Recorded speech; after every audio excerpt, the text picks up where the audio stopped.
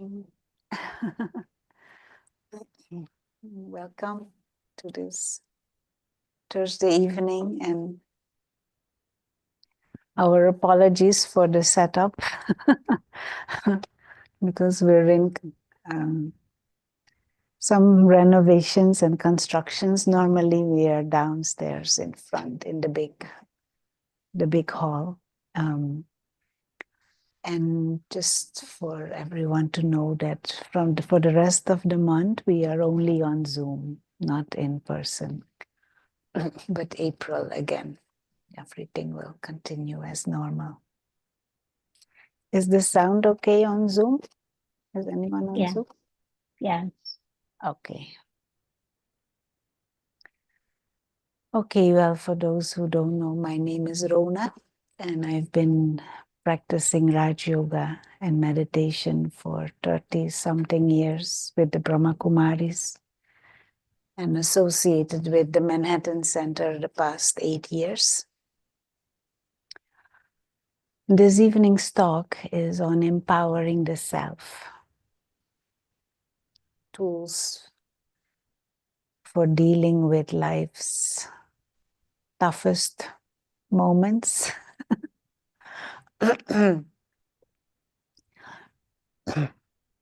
We all have moments and periods in life where we not necessarily readily know how to deal with them, or we do not feel prepared for them, or we might even feel it would be better if these moments would not be there, would not have come.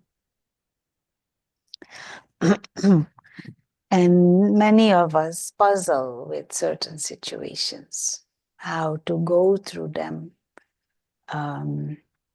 more elegantly, or in a way that where we don't experience any hurt. So we will try to go through it with some practical examples, and then extract some spiritual truths from it and see how you can use that to empower yourself.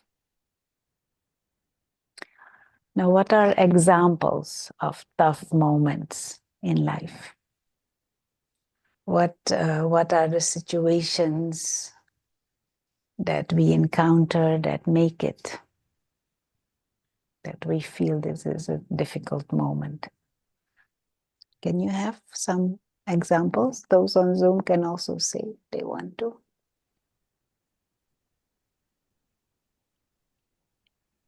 Health issues. Health issues when you lose your job. And this is a big first topic. Anytime when we come across a situation where we either experience loss or we think we might lose something or someone. This is a challenging, is generally experienced as a challenging situation.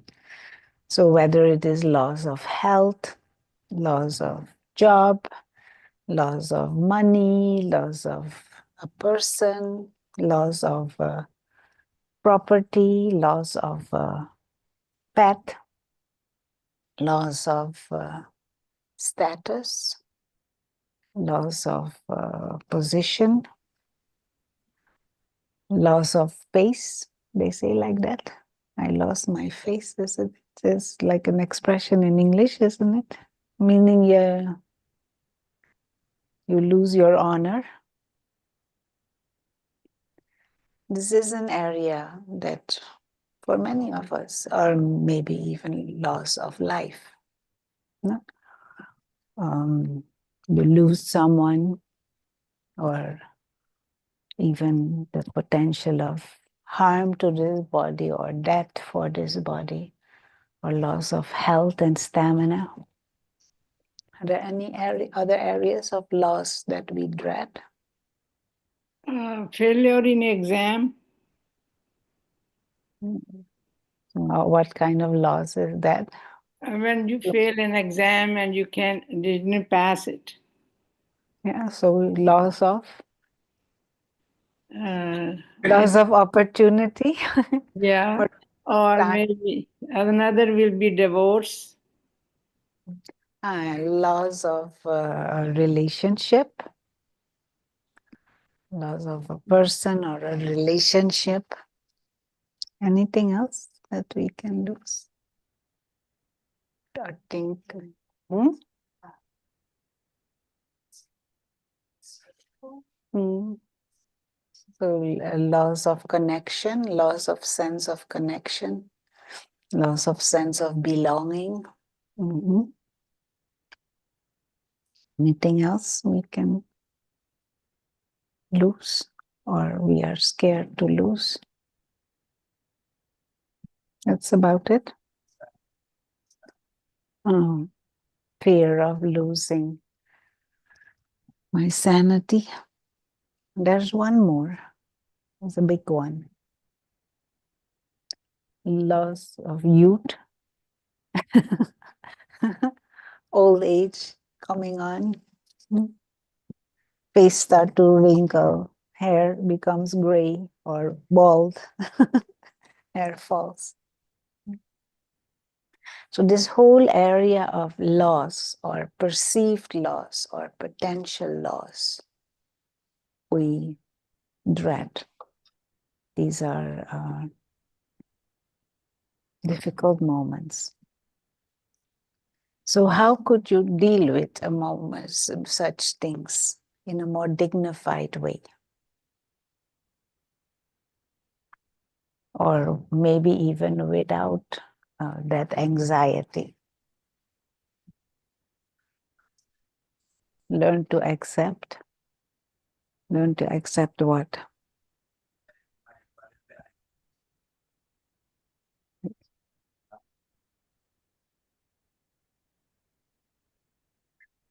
To have a feeling of acceptance and a sense of it was meant to be.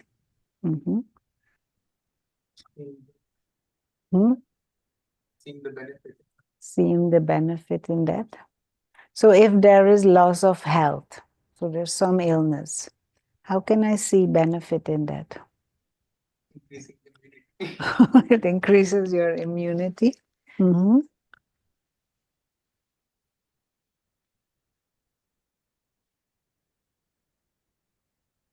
There is, hmm?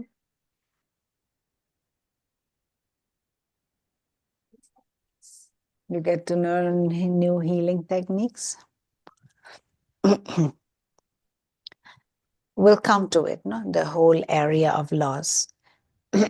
But these are two things that people generally extremely resist: loss and change. Generally, we do not like change, and we try to hold on to things. Now, connected to change, maybe it will be very empowering when we begin to see that change is a rule of life. And this is connected with what Jose was saying, to accept, not just the acceptance out of helplessness, but an acceptance out of understanding the dynamics of life. And we haven't generally empowered ourselves to look at life like that. Now, if you plant a seed, you expect it to sprout, to germinate, and to grow into a tree, to branch, to give more branches, to give sub branches, to give leaves and flowers and fruits. Now, all the time that it is growing, it is changing and changing and changing and changing and changing and changing. There's not a moment in the life of that tree that is the same. If you study nature, you will see constant change is natural. Even this body, nothing of this body is the same. as it was 10 years ago, as it was 20 years ago, as it will be 10 years from now. Nature is constantly changing. It is a rule of life. And whether we like it or not, doesn't matter. Science cannot make it stop and fixate it. Technology cannot do that. This is technology, and science has to operate within the changing dynamics of life.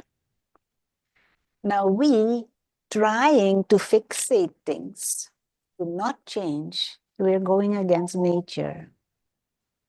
And who will win? Nature. Nature. Now, if we, for whatever reason, suffer because of these changing dynamics, it is because we haven't understood nature. And we haven't empowered ourselves or enlightened ourselves enough to see that as normal and natural. Because to go against the current is not very sensible. To go against the current means you will lose out more and more and more.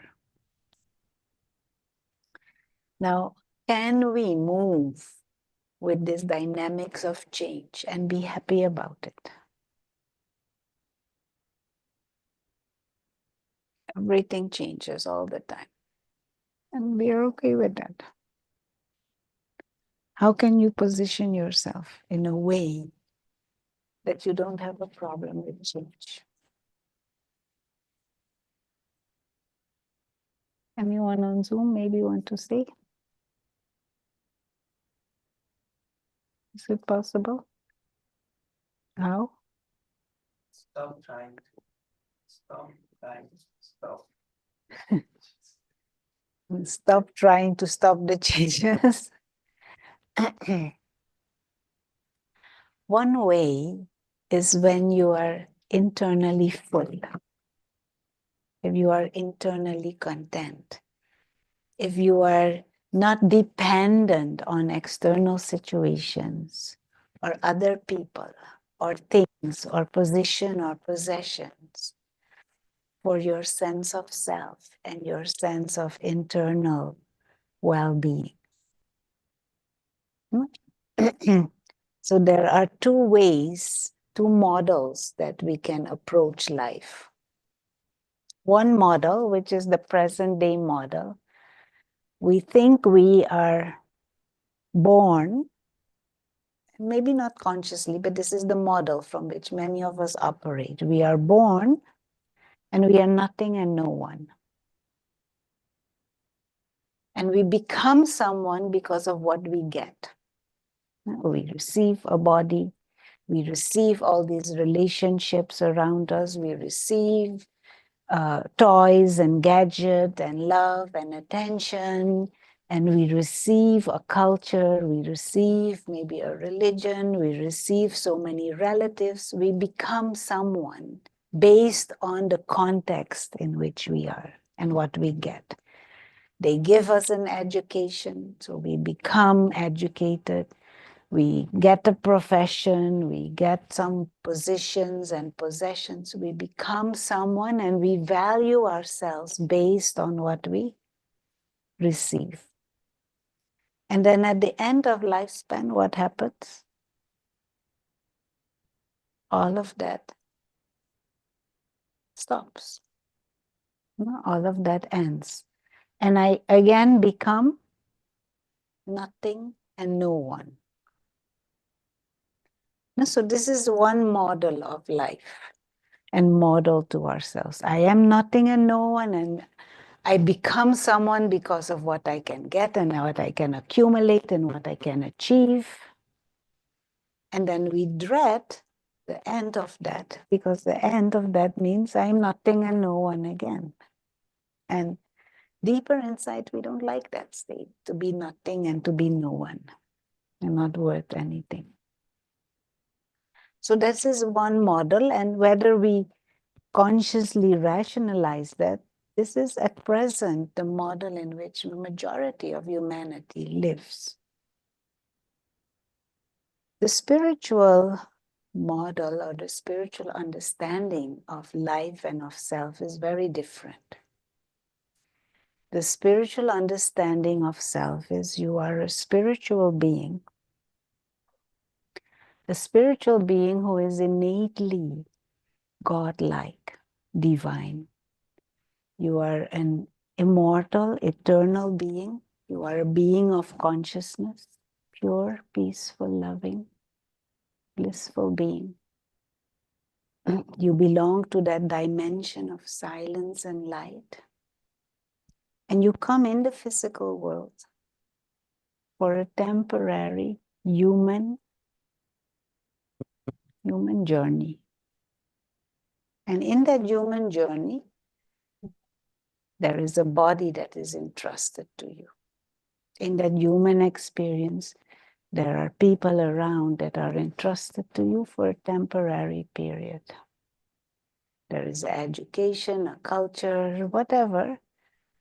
But at the end of that human experience, you are still what you always were, a spiritual being, a soul, a being of consciousness, immortal, timeless, pure. And so the human experience is extra. You already are full and complete and pure. And you have this extra human game to play.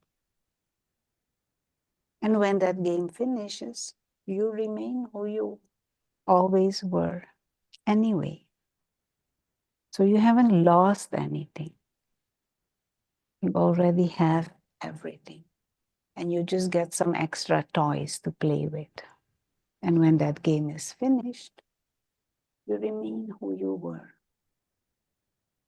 So in that context, there is a state of inner fullness and inner completeness, playing an extra game. And then there is not the feeling of loss. There is not even the feeling of I own anything. Because what would be the definition of owner? Or I own, to own something? Or what would be part of that definition? If truly you own something, it should mean that you can never lose it. If I can lose it, I never truly own it. Now, even this body is not truly mine.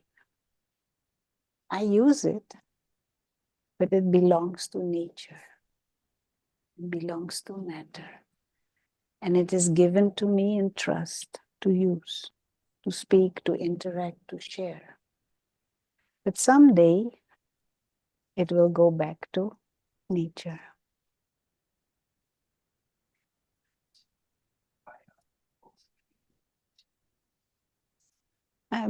People are scared of changes because of we operate in that first model. We define ourselves based on external things. We define ourselves based on position, possession, people around, property. We define ourselves based on things that are changing and temporary and perishable. And we define our self-respect and our value based on those things. So say, for example, simple example, there is some Mercedes-Benz in front. And I feel, say, this is my Mercedes-Benz. And I feel proud, my Mercedes-Benz. And I feel good because of the Mercedes-Benz. Now somebody goes and scratches on it. How will I feel?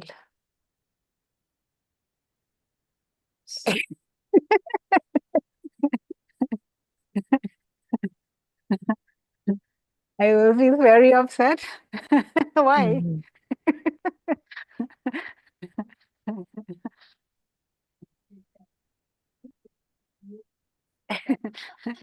Deeper inside, you feel that car is part of me. And my ego gets scratched. Mm, mm. Doesn't mean it is right. Doesn't mean I cannot act. But why should I lose my peace to act? Why should I lose my composure to act? Will it help? Will it undo the scratch if I get angry and upset and annoyed? No.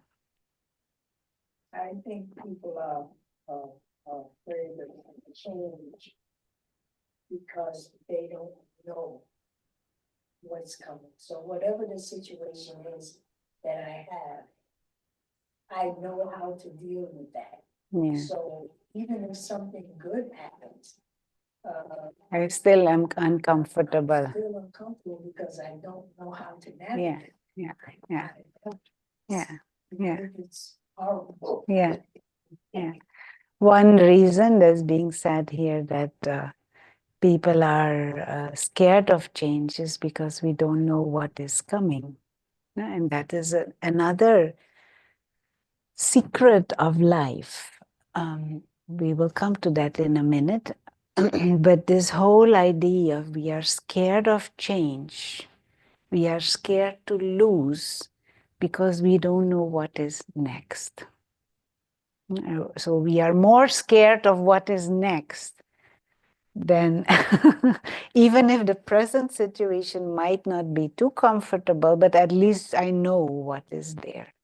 We don't know what is coming next. And the unknown, that is a bigger fear, bigger scare. Now, can we guarantee that what is coming is good? Can we guarantee ourselves that what is coming is good?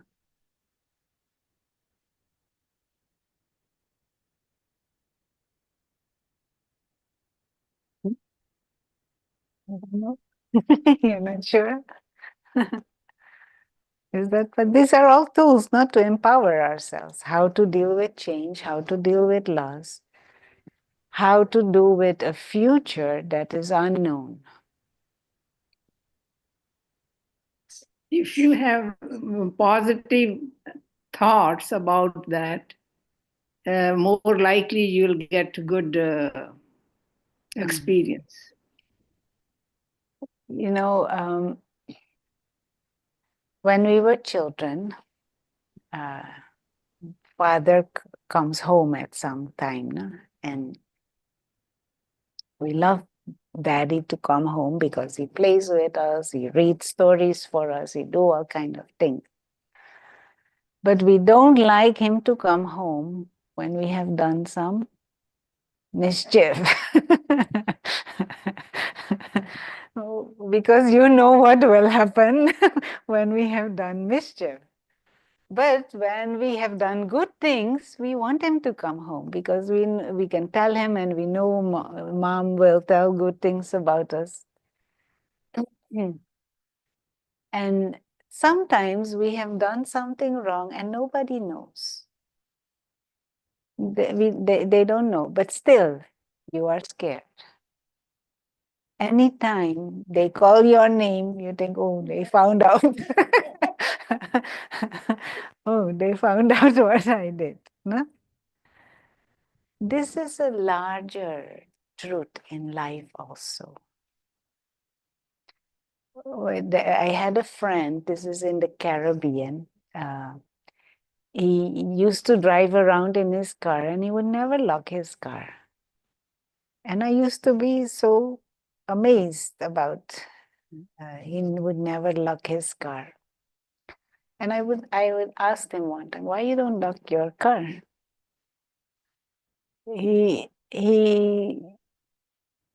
What he said is, I'm using this car for good.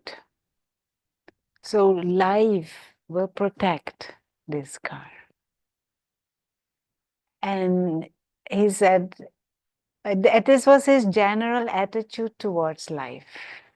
He used to say to me, if I'm using my time for good things, if I'm using my life for good things, then good things will come to me. If I'm doing mischief, or if I'm being selfish, or if I'm, doing things that are not so nice, or I'm always paranoia, or ill-treating people, or mistrusting people, then that is what will come back to me. So, okay, you might not know what future holds for you, but if you have a clean conscience, you will not be scared. And if you have given to life good, then you in your heart won't even expect anything bad to come to you. And most probably what will come will also be more favorable and more pleasurable.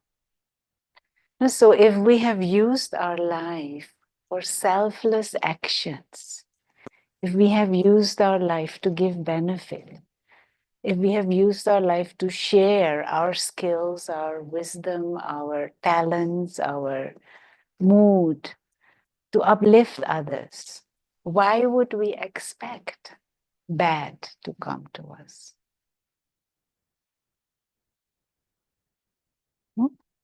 But that requires a certain consistency on all levels. That expectation.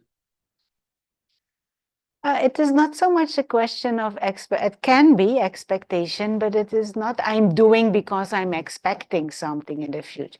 You are doing because you feel that is the best thing to do, that is the highest thing to do, that is the noble thing to do, that is in the benefit for everyone. But deeper inside, you're not feeling scared that something bad will happen because you are in a different mode altogether.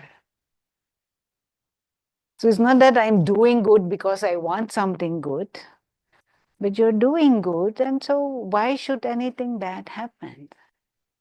But it could be that I am doing something good, and at the same time, because I want good things to happen to me, but I'm expecting good things to happen, and then something bad And happens. yeah, okay, so even though I'm doing good thing, I'm expecting, I'm doing good things, and generally good things happen, but something bad happens. That might happen. It might even happen more often than we think. There are two things that maybe the good that I was doing needs refinement. Because sometimes we think we are doing good, but we are not well educated. And the good that we are doing may actually not be the best. Now, I'll give a simple example. A friend of mine, she used to be part of a church. And in that church, they had the rule that every member, they would take turns, the members of the church, would give their savings away to some family in need. That was like a kind of a rule. So she was part of that church. And she had, I'm talking now 20, 25 years ago. Not that long, 20 years ago. She had big savings at that time, $40,000. And she took her savings and she gave it to a family. And they would have to follow up also with the family a little bit. Now the family was a father and mother, and there were 5 children. And so she went to the mother and she explained what will happen, and the mother said she will send the children to school with that money. She will do some repairs with the house, whatever. So she gave the money. She did not, fortunately, did not give all at once, but there were like in 3 terms she would give the whole money. And because it was the instruction from the church, she thought this is a great thing to do. This is a good thing to do. So she gave money to that lady. And a month later, the lady said, I'm putting in, I have used that money to start investing in children's education. And she laid down to the lady what she will do. The children will be enrolling in these and these schools. This is what will happen. So she gave the second third. And the third month when she came, lady was gone to Holland, to the Europe. Father was drunk. Children were still not in school. She had taken all the money and gone. This is just one example. No, we know many examples. Now, it was in her intention to do good. It was in her intention to help. But did she ultimately really help? Did it truly help? No, it just made the mother more scheming and more clever how to get this money. Part of the money that father could get his hands on, he used it to get drunk, and children were still not in school. So maybe that was not the best way to help.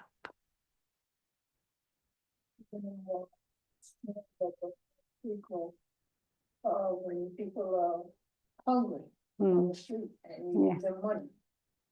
And they buy drugs or they buy something, yeah. Yeah. No, I remember, yeah. Another friend of mine, this is also in the Caribbean, there was one man with amputated upper thigh level amputation. And he was begging by the traffic lights. Every day when she driving by, he's standing there begging. And she works in an orthopedic clinic. And she knows the social structures and programs. So one day she stopped and opened her window, parked her car and said, I want to talk to you. And he thought she's gonna give me money. And she said, tomorrow, you be at this place at this time, and I'll come and pick you up and I'll bring you to the clinic, and we can put a prosthesis for you. She came there the next day, and he wasn't there. He wasn't there. And not only he wasn't there, whenever he would see her in traffic again, because it was her route, and he will avoid coming to her car. He uses that to beg, but he doesn't want a solution. He wants the money. So our definition of helping or doing good things, we have good intentions. That is clear. But we might be needing to refine our understanding of what is really helping. Can you close the door? They've come to start the construction. They work in the evening. So in the Christian tradition, there is this saying, no?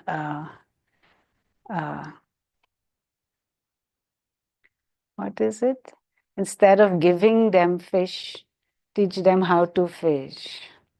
Instead of giving them food, teach them how to produce food themselves, find food themselves. So in the broader context of life,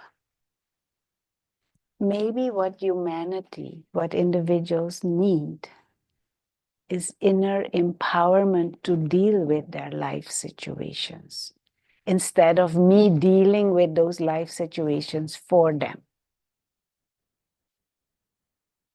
or taking those life situations away, or shifting things around. And so maybe a more refined way of doing good is helping each other to be more strong personalities, to have wisdom to deal with life's challenges, instead of trying to make those challenges go away. You want to say anything?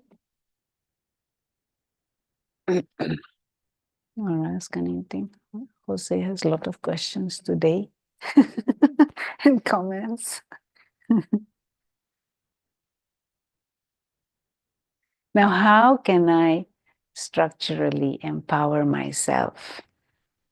This is just one is this model to reflect more deeply on this spiritual model, reflect more deeply on myself as a spiritual being instead of seeing myself as a mortal, human, helpless kind of approach to self, but understanding myself as a spiritual being. And meditation in this and regular meditation practice means to strengthen this spiritual self-awareness, to strengthen the awareness that I am a soul, a timeless being, a being of consciousness, a being of light, a being innately divine, innately pure. We have come from another dimension and we have incarnated in this world of matter to play this game of human life. And to meditate on a regular basis, reflecting on these things, internalizing it, it makes us position ourselves in life differently. This all is extra, an extra experience, an extra gain. And how do you feel when you get an extra? You feel good. You get an extra gift. So every interaction is an extra gift. Into mindset, like having acceptance for how things are, doing whatever I can do to be in the solution part of whatever situation exists. But having acceptance about how things are as opposed to how I think they should be. I think I help myself a lot when I have that type of mindset. Instead of imposing what I think should be, just see how it is and accept how it is and move from there. Yeah.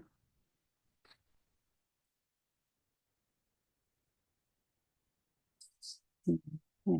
Just Yeah. here. Yeah. This is the solution. Get to it. Yeah, this is another tool that is very useful to empower the self.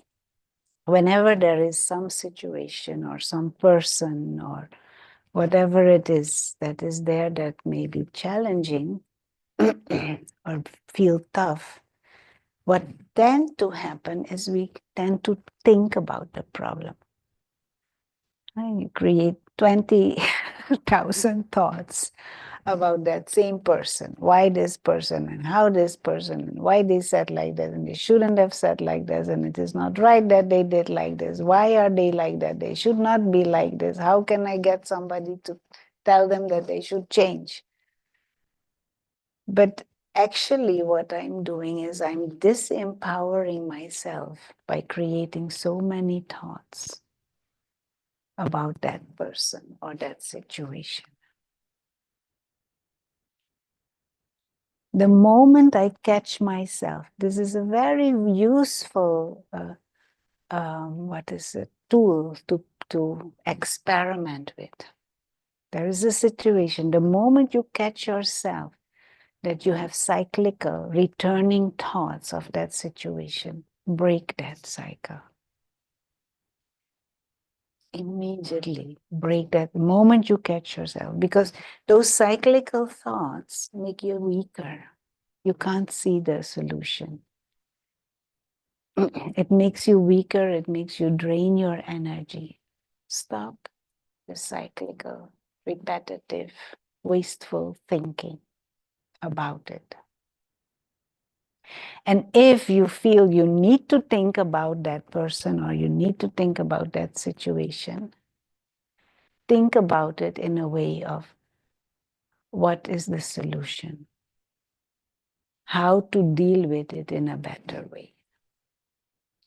Or what would be the outcome that I would like it to have, and what could I do to get to that outcome?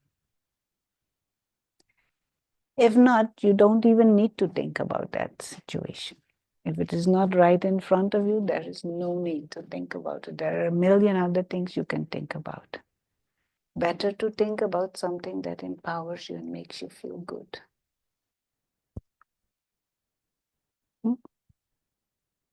What often happens is we approach situations or we approach people thinking about the past. This person did like this in the past, this person did like that in the past, this person was like this. And we come into the situation with that, the glass is already colored.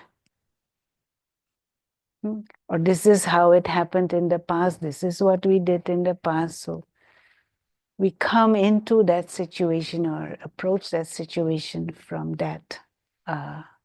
We carry it, the past with us. A more sensible way is, this is the situation, where would I like it to be in the future? So say it is a person that is unpleasant. Say it is a bully, somebody bullying you. Instead of thinking this person always a bully, this always bullied me, how would I want that relationship to be tomorrow? And act now based on what will take you to how you would like it to be. Am I able to express what I mean? So if I think this person is always nasty, this person always bullying, I will or avoid or I will attack. If I think it would be better if tomorrow at least we are on friendly speaking terms. So how should I act today that I'm contributing to the possibility that we tomorrow are on speaking terms? And Sharon, my dear friend Sharon, says, kill them with kindness. That means flood them with kindness. Then there is more possibility that there is less bullying tomorrow. But if I am in the defensive or the offensive mode, there is more possibility that the bullying might even be worse. So these are some tools that might help you. But the general tool is empower yourself with a spiritual sense of identity or a sense of spiritual identity. That you are a spiritual being and that you have come to visit this physical world. You're a guest in this body, a guest on this planet. Everything is extra. Nothing here is mine. It is temporary, entrusted to me.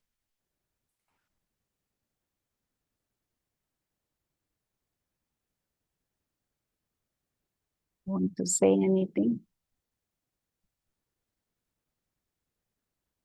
Then there is one more tool. Now, there are many more tools, but this is just 1 hour, less than an hour, 50 minutes.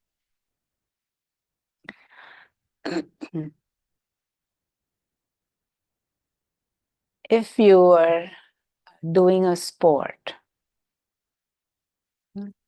anyone here sporting? What sport you do? Swimming. Okay. Swimming might not be the best example. Okay. And sport. Swimming is actually also a good a good example. Swimming can be also used. But any sport, there are always certain things that are challenging in the sport. And are those things there to enhance the sport, or are they there to make the sport less appealing? They are there to enhance. And also they are there to enhance your ability to what is it? To perform. Yeah. To grow and to grow stronger and to be use your talents more. If you play tennis, you want to play tennis, you don't go and say, why this ball is coming at me. It's supposed to come at you because you're supposed to hit. You can't say, oh, don't put backhand for me. I'm not good at backhand. Then it will definitely give you backhand because you had to become stronger in it. Or swimming also, you have different form. What is it? I don't know what the English word is. You have crawl and you have different strokes. No, and all the different strokes, they also have different skills and they use different muscles and you build different strength. They are there to make you better swimmer. Life is the best sport that exists. Human life is the most sophisticated, all-encompassing sport that exists, that uses all parts of your functioning. Now, tough situations, they are there to help you bring out skills. Someone says something nasty, that is your test to be extra humble, tolerant, patient, loving, kind. How can you test your power to love?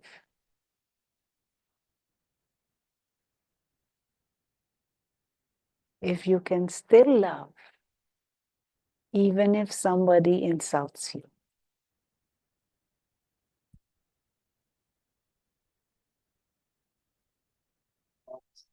Mother's love. So maybe life is just providing us with opportunities to bring out the best in us. But what do? We say, oh, why this person doesn't go away? And I'm talking about myself too. No, I'm not myself in this talk. You wish the situation is not there anymore. But all these situations come inviting us to use our higher potential, our divine potential.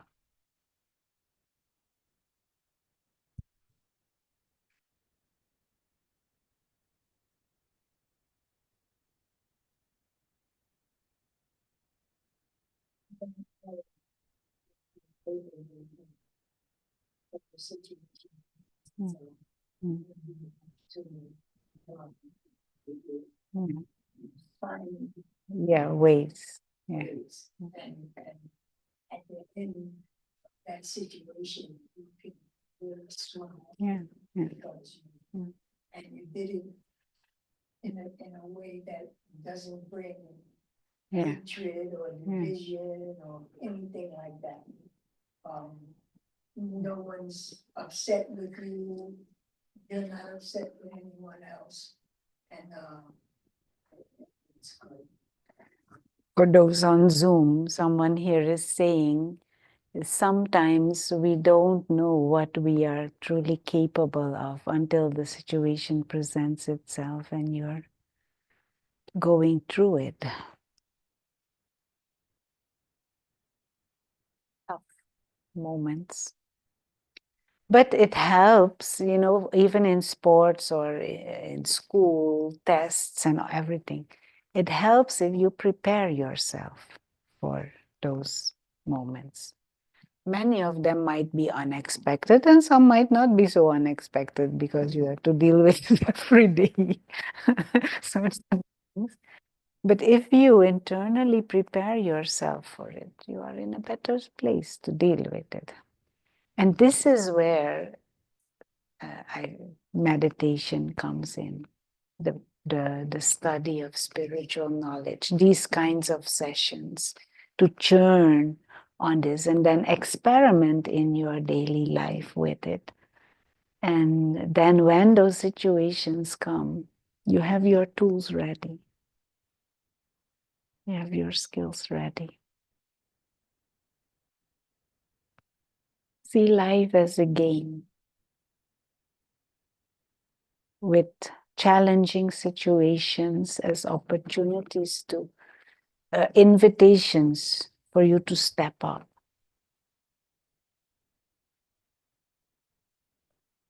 And this other tool is approach situations, not carrying with you the memories of the past, but go into them with a vision towards the future.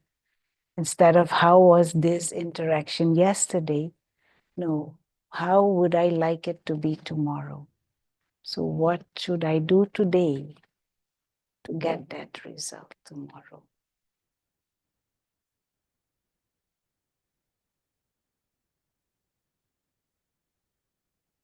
Okay. This is an invitation for you to explore more, an invitation for you to explore spirituality and spiritual wisdom and to play with that, to empower yourself. Okay. On a Saturday, I think the 22nd, there is a meditation mini retreat, which we normally have in-house, but because of the renovation, it will be on Zoom this month. So you're all invited to join on Zoom. It is a Saturday from 10 to 3. Yeah.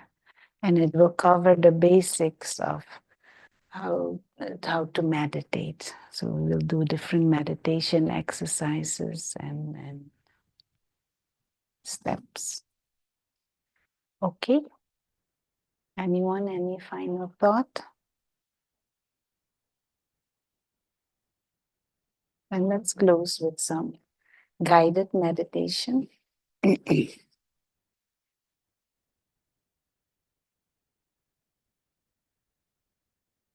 So we keep the body comfortable.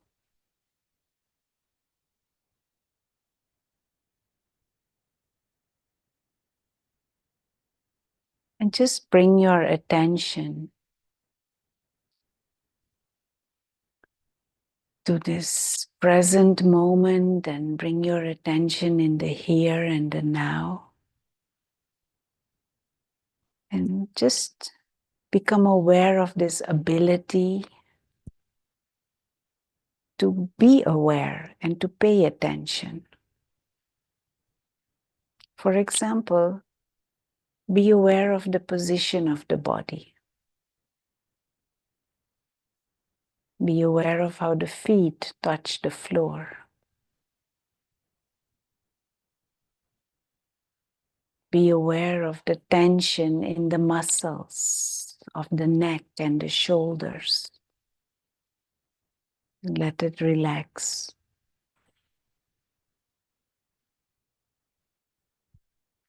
Be aware of the atmosphere in this room. And there are others around.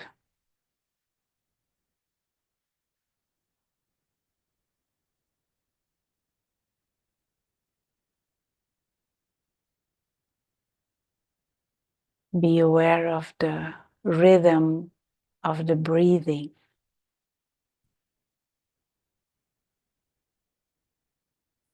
Inhale and exhale.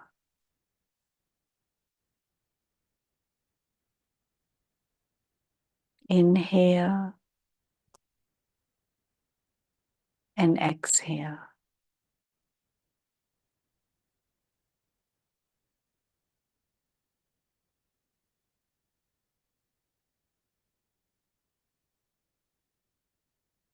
And now become aware that there is someone who is experiencing all of these bodily sensations. The inner being, the experiencer, the soul.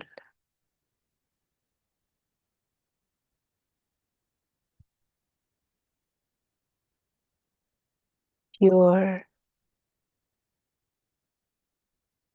being of consciousness.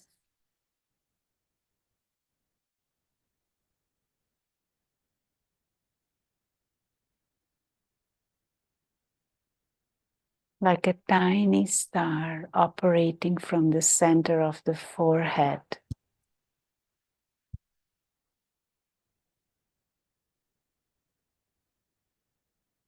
Pure, peaceful being of light.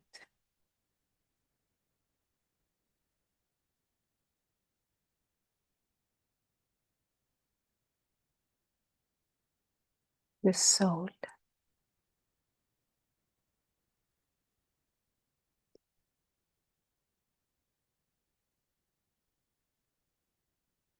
This is the real self. And the body is a temporary vehicle.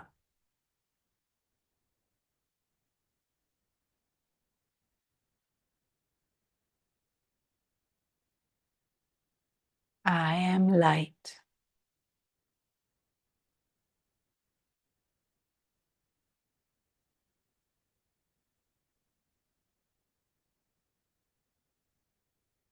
Innately peaceful.